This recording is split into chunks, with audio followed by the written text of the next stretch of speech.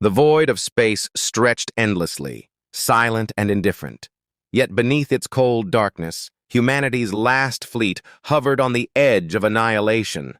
The alien Armada, a swirling storm of black hulls and pulsing energy, had laughed when they first discovered Earth's fledgling defense. They called humans primitive, fragile, insignificant.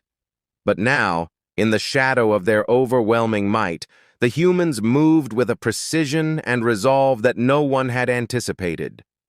One ship, small and battered, cut through the void like a blade, carrying a captain who had stared death in the face more times than he could count. His crew's eyes mirrored a singular, terrifying determination. They would not just survive, they would change the course of the galaxy itself. And then, from the heart of the alien formation, a pulse of light flared, an impossible weapon aimed directly at Earth's last hope. The captain gritted his teeth, knowing the choice before him could either save humanity or doom it forever. Could one human fleet stand against the galaxy's most feared war machine and live to tell the tale? He had never imagined he would be the galaxy's last hope. On Earth, he had been ordinary, a fleet engineer stationed on the orbital shipyard of Mars's outer colony, tinkering with hyperdrive circuits and navigation matrices, immersed in calculations and quiet routines. Days bled into nights, punctuated only by the hum of reactors and the occasional radio chatter from distant mining convoys. Life was steady, predictable, comfortable. That predictability was something he had cherished, a fragile shield against the chaos of the cosmos. At home, in the cramped but warm quarters he called his own, he often stared out through reinforced glass at the endless stars, letting his mind wander. Each point of light was a mystery, a story, a civilization waiting to be understood or conquered. Humanity had only begun to stretch its fingers into the void, carving out colonies, learning the delicate politics of nearby systems. And yet, he had felt a quiet unease, as though the stars themselves were watching, waiting, knowing something that humans did not. It was on one of these nights that the first warning came, a subtle shift in the signals from the deep space monitoring array. An anomaly almost imperceptible but growing in intensity. At first it was dismissed as a sensor glitch, a routine flare in the data streams. But when patterns repeated, calculated, deliberate, and impossibly precise, he realized the truth.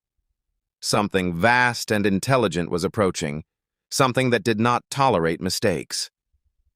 The news hit the colony slowly at first, like a tremor beneath the ground, and then with terrifying clarity. The alien Armada, rumored for decades in scattered transmissions and hushed warnings, was real, and they were coming. Humanity's fledgling fleets were nothing compared to the engines of war now advancing through the void. Cities on the inner colonies had begun to reinforce defenses. Citizens rushed to shelters, and panic rippled through the normally disciplined crews of orbital stations. Yet, amid the chaos, he remained focused. While others succumbed to fear, he saw opportunity, the kind that only humans could seize. The alien strategy, he realized, was predictable if one observed the data long enough. Every formation, every calculated maneuver bore the fingerprint of tactical certainty. And humans thrived on unpredictability. His hands flew over control panels, recalibrating systems that were considered obsolete by others, testing theories that had no precedent. He imagined himself not as a soldier or a hero, but as a problem solver, a craftsman against a problem the size of a galaxy. Every calculation he made carried weight. Every choice could mean survival or obliteration. And yet, for the first time in his life, he felt alive, not just existing, but essential. There was a subtle beauty in the urgency, too, the way his team moved in unison, anticipating each command, improvising when the impossible arose. They were humans, and humans, he thought, were never meant to be simple. They adapted. They endured. They defied expectation. Even as night fell on the colony and the pale lights of Mars shimmered below, he knew the calm would not last. The approaching Armada was massive, its intent clear and merciless. Humanity would either rise to meet it or vanish quietly into the dark. And in the quiet moments before the storm, he found himself asking the question that would haunt him for the weeks to come. Could one human mind, guided by instinct, courage, and ingenuity, truly turn the tide against a force that spanned the stars?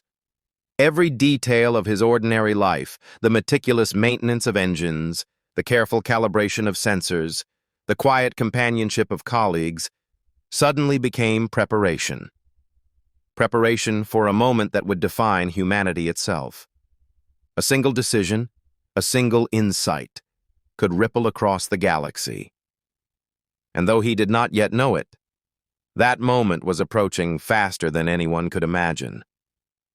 The alien fleet was unlike anything humanity had ever faced. Ships moved with a fluid, almost organic precision, weaving through space like a living organism. Hulls glimmered with a dark, metallic sheen, energy pulses radiating outward in patterns no human engineer had ever encountered. Each vessel was massive, dwarfing the largest human dreadnoughts, and yet agile, coordinated in ways that made traditional strategies obsolete. From the command deck of the colony's flagship, the captain watched the sensors flicker with streams of incoming data. Every reading screamed the same warning. Humanity was outmatched, outnumbered, and outgunned.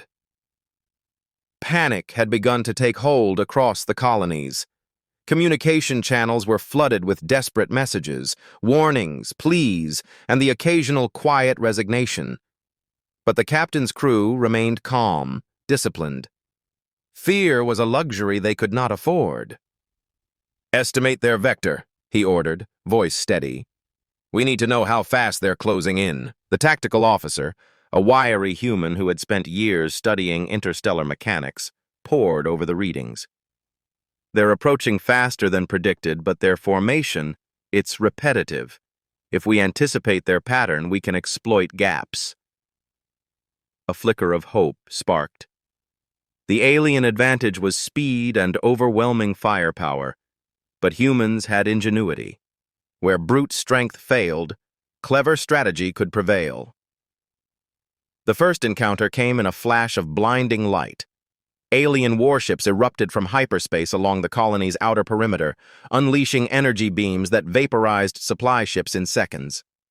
The ground trembled beneath orbital stations as shock waves rippled through space. Civilians screamed, and for a moment, the galaxy seemed poised on the brink of silence. But the humans did not freeze. Using the sensor data, the captain orchestrated a daring maneuver. A series of decoy drones, modified cargo freighters packed with improvised disruptors, lured the alien vanguard into a narrow asteroid field. As the enemy pursued, their formation broke, collisions detonating energy shields in spectacular bursts. The viewports glowed red with explosions, the scene both terrifying and awe-inspiring.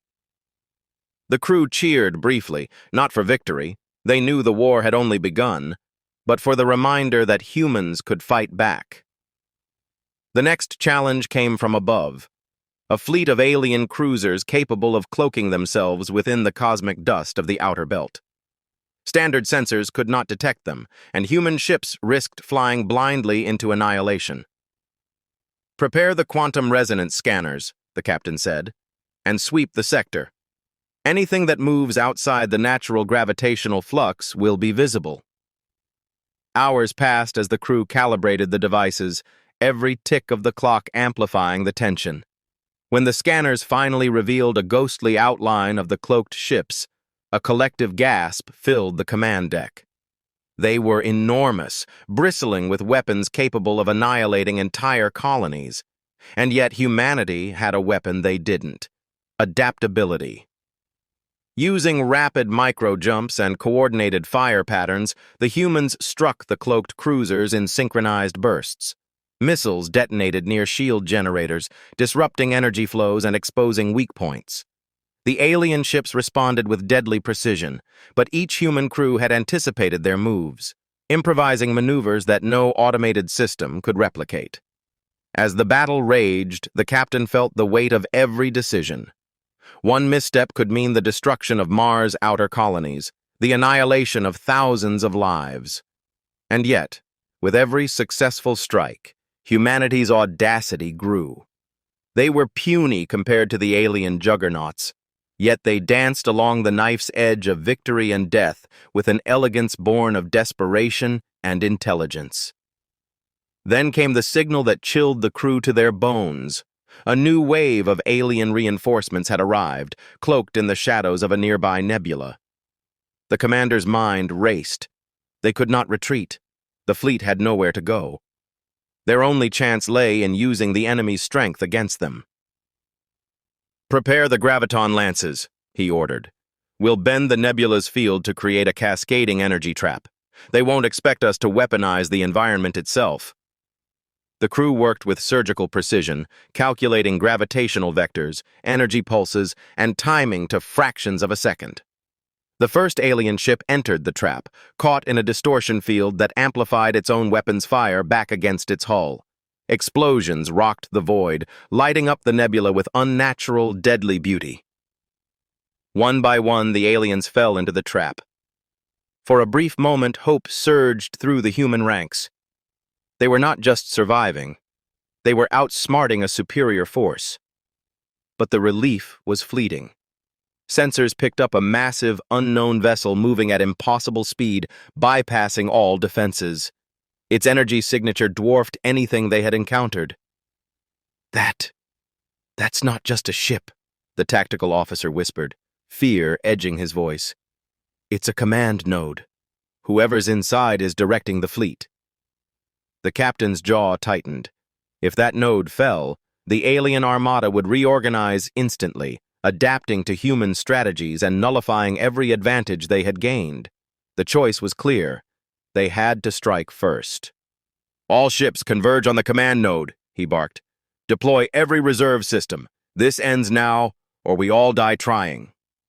The fleet surged forward, weaving through debris, dodging concentrated energy beams, and firing improvised payloads.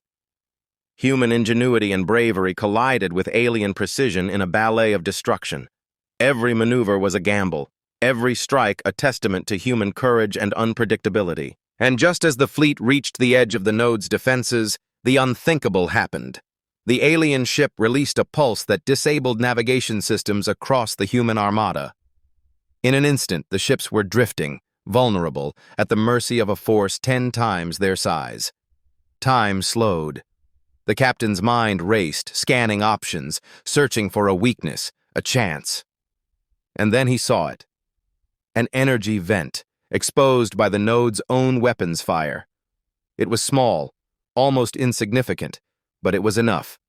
He gritted his teeth. "Target that vent! All ships, fire!" The scene erupted into chaos. Energy beams collided, shields flared, and the void burned with the fury of war. Human ships took hits, some disintegrating in brilliant arcs of fire, but the coordinated assault struck true. The alien command node shuddered violently, systems failing one by one. But the moment of triumph was incomplete. Another pulse, larger than before, began to charge. The captain realized too late. This was a fail-safe, a final strike that could obliterate the fleet in seconds. "Brace for impact!" he yelled, and just as the energy wave began to expand, a single calculated maneuver, a human-designed warp jump executed with precision no alien could anticipate, pulled a small contingent of ships directly into the path of the wave, redirecting its force back into the node itself.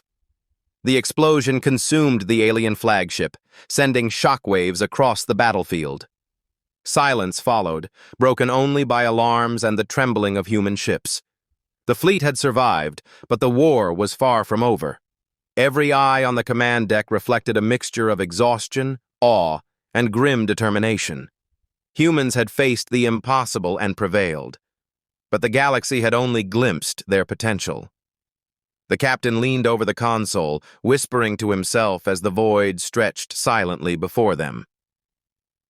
This was only the beginning. The universe will remember humanity not for their size or power, but for their ingenuity, their courage, and the refusal to yield. A distant pulse flashed on the sensors. Another armada? A trap? Or something else entirely?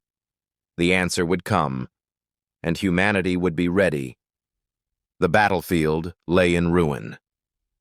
Wreckage drifted across the void, human and alien alike, each fragment glowing faintly against the backdrop of a cold and endless night. The silence that followed the destruction of the alien command node was deafening, but it was not peace. It was the hush before something far worse. The captain stood at the center of the command deck, every sensor trembling with a new signal, larger than anything before, colder, hungrier. It was not just a ship. It was a Leviathan, the alien flagship, the true core of their armada, and it had finally revealed itself. The crew stared in horror as the vessel emerged from hyperspace. Its hull spanned kilometers, bristling with weapon arrays that shimmered like a dark crown.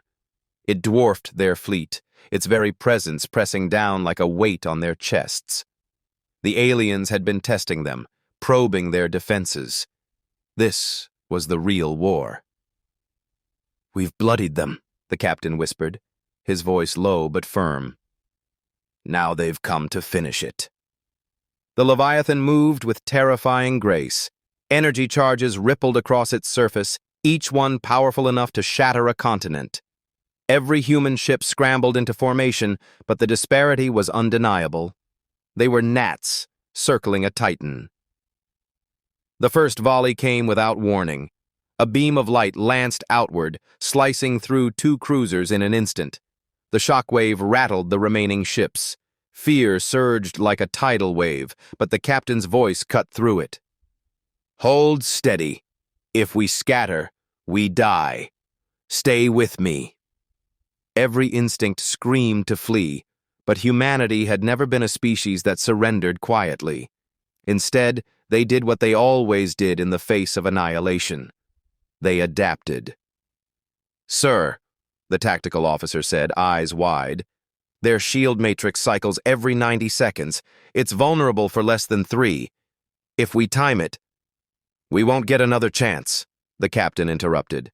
His gaze lingered on the burning wreckage of the fallen cruisers. Thousands of lives gone in seconds. He clenched his fists. "All ships, prepare for a coordinated strike. We hit the core, or we don't live to see another sunrise." The crew moved like a single organism, voices taut with urgency. Calculations filled the screens, targeting solutions updated by the second. This was no longer a battle. It was a razor's-edge gamble, a desperate throw of the dice. The Leviathan loomed closer. Another volley charged, its glow lighting up the void like a false dawn. Humanity had seconds left. "Now!" the captain roared. The fleet surged forward. Every missile, every cannon, every improvised weapon fired in unison. Streams of fire lanced across the void, converging on the Leviathan's shimmering core. For a moment, it seemed as though the attack would vanish harmlessly against its shields. Then the cycle faltered. The weapons struck. The Leviathan screamed. Not in sound, but in the shuddering collapse of its shields, the implosion of its energy lattice. Explosions rippled across its surface, tearing through hull plating, rupturing weapons bays. For the first time, the alien juggernaut faltered. Cheers erupted on the command deck, but the captain did not join them. His eyes were locked on the readings. The Leviathan was wounded, yes, but it was not dead. A new signal pulsed across sensors. The alien ship was charging something vast, something desperate. The failsafe of a dying beast, a singularity core. If it detonated, the blast would swallow not just the human fleet but the entire colony behind them. The crew froze as realization set in. They had minutes. No escape. The captain's jaw tightened. "We can't stop it," he said, voice breaking for the first time. "But we can contain it." The room went still. The meaning was clear. Someone had to carry the fight directly into the Leviathan, forcing the singularity to implode before it could detonate outward. A suicide mission. "I'll lead the strike," the captain said quietly.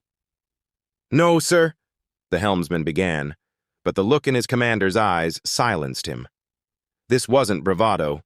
It was necessity. A single frigate, stripped of defenses and loaded with every remaining warhead, detached from the fleet. Its engines blazed as it cut a path through the wreckage, weaving past beams of annihilation, dodging fire with impossible precision. Every second felt like a lifetime. The captain's voice came through the comms, steady, calm. "Humanity was never supposed to survive this long. We weren't the strongest, or the fastest, or the oldest. But we were stubborn. We were relentless. And today, the galaxy will remember that we chose to fight." The frigate plunged into the Leviathan's ruptured hull. Alarms blared, systems overloaded. On the command deck, the crew held their breath as the signal flickered, and then vanished. A heartbeat later, the void erupted. A blinding light consumed the alien Leviathan as the singularity imploded inward, collapsing the juggernaut into itself. The shockwave rippled harmlessly past the surviving human ships, washing over them like a dying breath. Silence returned. The Leviathan was gone. The galaxy's most feared war machine had fallen, to humans who should never have stood a chance. But amid the triumph, grief lingered. The captain was gone, sacrificed so that billions could live. His name would be whispered across colonies, carried in stories, remembered in silence and in song. Humanity had survived, but survival had come at a cost. The crew stared at the fading light where the Leviathan had been. It was not victory they felt, but something deeper. Awe. Humanity had proven itself not just resilient, but unbreakable. And as the wreckage drifted into the endless dark, a final message echoed in every survivor's heart. This is what it means to be human. To stand, to fight, and to endure, even when the galaxy itself declares you finished. The stars were silent after the war. What had once been a galaxy ablaze with hostile fleets, predatory empires, and arrogant overlords now hung still. Scarred, yes, but strangely reverent. In the wreckage of broken armadas, the whispers began. The humans did it. They stood where no one else could. Captain Alara watched from the bridge of the battered Resolute. Her reflection shimmered against the viewport, eyes heavy, jaw tight, but unbroken. The ship bore wounds like she did. Cracked hull plating, carbon scoring across its frame, half its systems jury-rigged with desperate patches.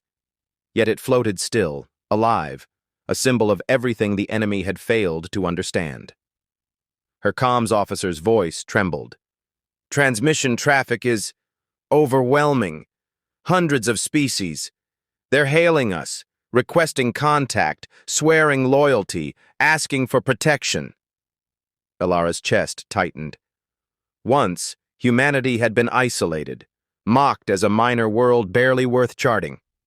Now whole civilizations turned their eyes toward Earth as if it were a rising sun. She whispered to herself, "They underestimated us, and now they finally see." On distant colonies, the stories spread like wildfire. Refugees spoke of the human fleets standing their ground when no one else would. Children of alien species carried makeshift banners marked with Earth's crest. Soldiers who had once marched under foreign overlords now sang of the iron will of Saul. But it was not just victory they spoke of, it was sacrifice. Entire crews lost holding choke points so the Armada could strike. Pilots who rammed their ships into enemy carriers to stop planetary bombardments. Medics who gave their own air supplies to strangers. Humanity had not won because it was stronger. It had won because it was willing to pay the cost no one else dared. And in the ashes of that cost, A new galaxy was being born. In the Senate Hall of what remained of the Galactic Council, silence fell as Captain Alara entered. The gathered leaders, all once dismissive, some complicit in humanity's near destruction, stood in uneasy reverence.